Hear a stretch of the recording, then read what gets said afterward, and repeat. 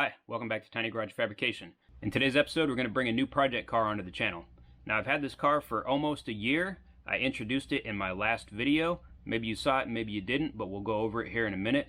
The plan for this project is I'm going to try to bring it back from the dead, and it absolutely was dead. Going to get it into a nice running, driving vehicle, something comfortable, something as a daily driver, and then eventually we'll get to the updates. So over the next several weeks, I'm going to drop a video every week to kind of catch up to the point to where we are right now. So enough about that, let's turn to.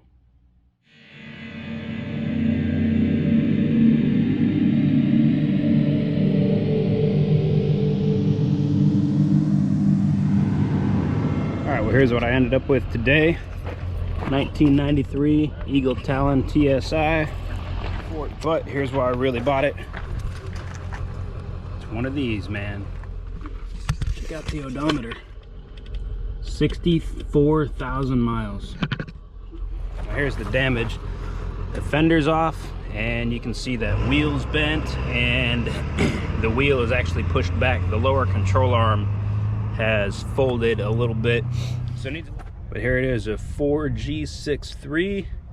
Looks incredibly stock. You know, keep it cool, keep it fun, just clean it up real good. I paid less than $500 for this car. Now, I know I haven't recorded much lately, but I've got the front wheel issue fixed. It's no longer pushed back. I also was able to find a fender.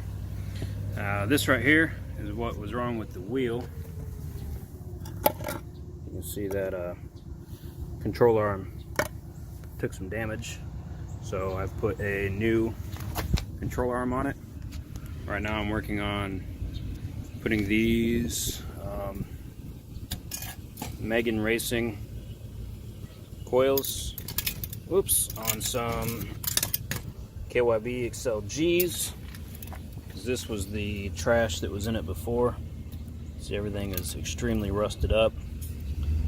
Stock springs were, you know, whatever, they're alright, but that's what stock springs in the rear just rides too high.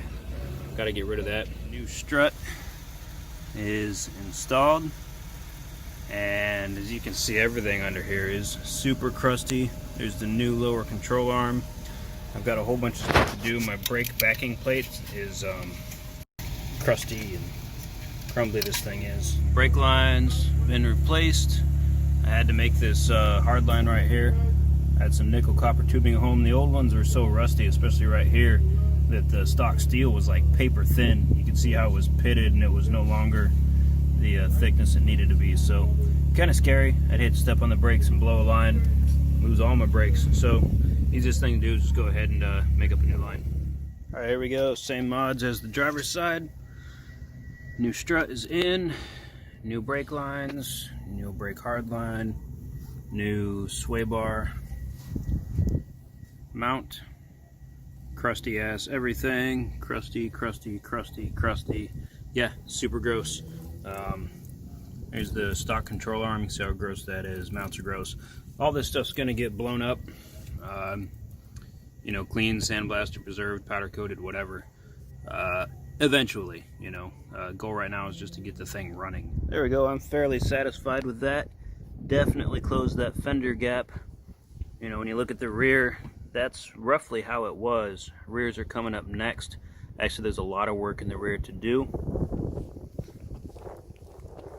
but not too bad.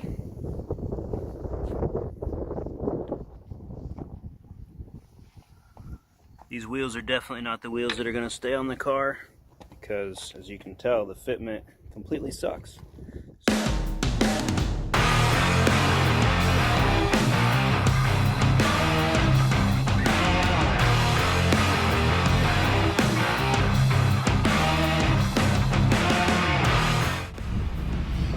Okay, so here's a good look at what I'm up against on this thing.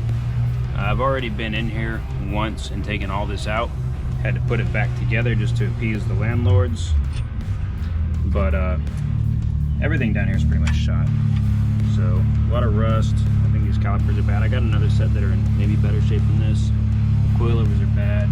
These trailing arms are really gross, but they're actually solid. They just look like junk. However, the main issue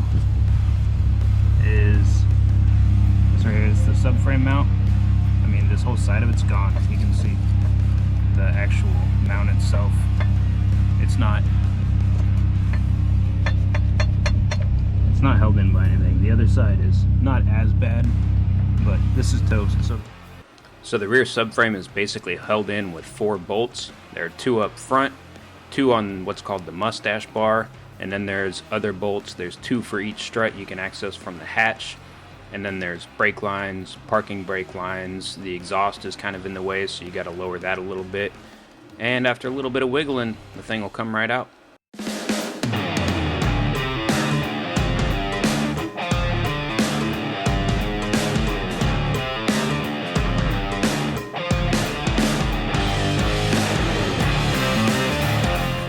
Out, as you can see, this subframe mount is completely gone. Now the rest of this really doesn't look good, but it is sound so far as I can tell. I've checked a lot of it. This main bar right here, I've got another one. It's in really good shape. I've already rehabbed it a little bit. So now all I have to do is just take the upper and lower control arms off, trailing arms, unbolt the diff, and she'll come apart. We'll start this adventure with some PB Blaster on all of the fasteners, hopefully free things up a little bit, and then get to cranking.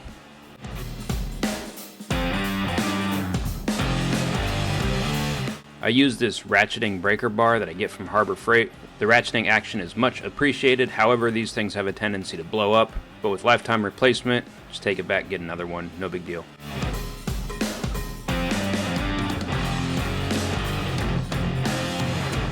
Now I'm about to board the struggle bus here, trying to get this end link off. Yep, I'm leaving the country.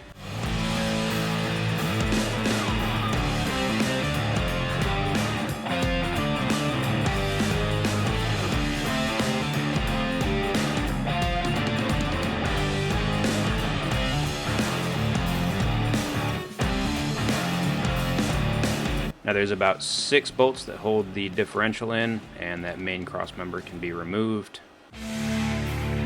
A major mistake was made right here, and I clearly have reboarded the struggle bus, and I'm coming back to the country.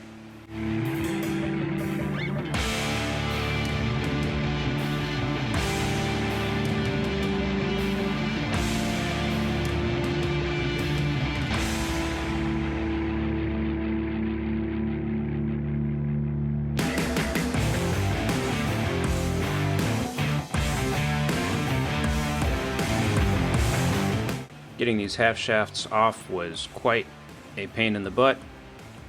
Eventually, I endured, and we can carry on with our lives.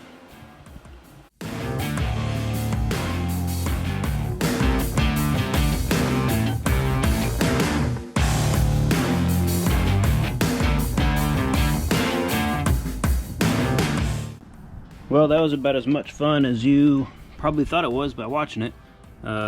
Those bolts were kind of a pain. Really, it was just the access that was an issue, and then it rotates and you're trying to torque on it, whatever, blah, blah, blah, who cares? I got those ones to do next so I can get that whole side off. Now, I'm sure that you saw on that last section that I screwed myself real bad. This nut, now this is like a tie rod end, so it's a tapered fit, and they generally spin inside there. That's kind of, you know, how they maintain all the ranges of movement they have. Well, the nut was starting to drag. It wasn't quite all the way off yet, but it was getting hard to take off, and like a dumbass I decided to hit it here, which basically shocks the taper and it unseats it, and now it's unseated and I can't get the nut off because it's spinning. The whole thing spins. I tried to reseat it to try to take it off, no luck there. So I've got some stuff at home that might help me out, so I'm gonna take it over there. If not, then I'm gonna have to cut the end of it off, pull it out, and put a new ball joint in. So it looks like it's a pressed in style ball joint.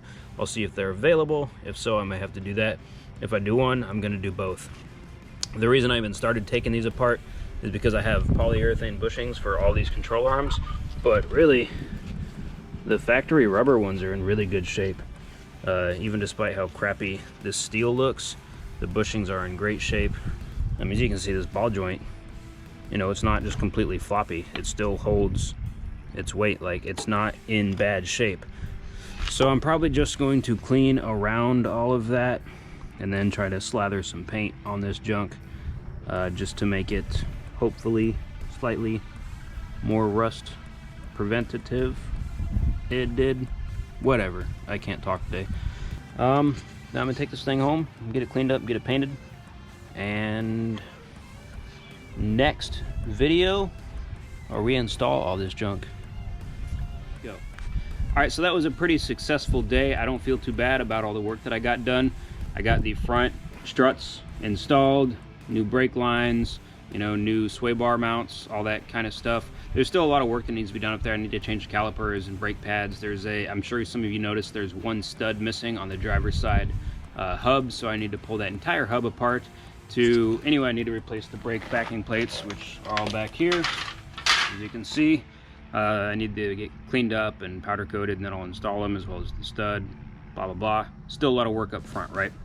Moving on the back, you saw I took all this garbage apart. Hanging out back there, I've got a new, well, it's not new, it's a much better shaped rear cross member than what I had.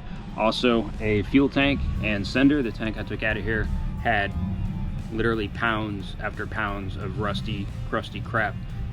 How does rust get in a tank? It doesn't. It is the tank. The metal starts to slough off on the inside, so I'm sure that tank was probably paper thin in spots. So best case, get rid of it, get something better. This one's super clean. I put a new pump in there, rewired it, everything's good to go. I swear, it's like my house is an airport and my shop is a racetrack. It never ends. Anyway, in those boxes, some badass new wheels to put those new tires onto. So all that's gonna be coming up. The wheels that you saw in here, I know they look silly, they stick out too far. Not the wheels that's staying on this car. Those bad boys are awesome. Gonna be the best part about this car. So I'm done talking to you guys. You guys are done listening to me. If you like my content, please hit the button. I got links to other videos up there. And cheeseless. All right, I think that's it. Hit the like button, subscribe, throw comments. Thanks a lot, everybody. See you next time.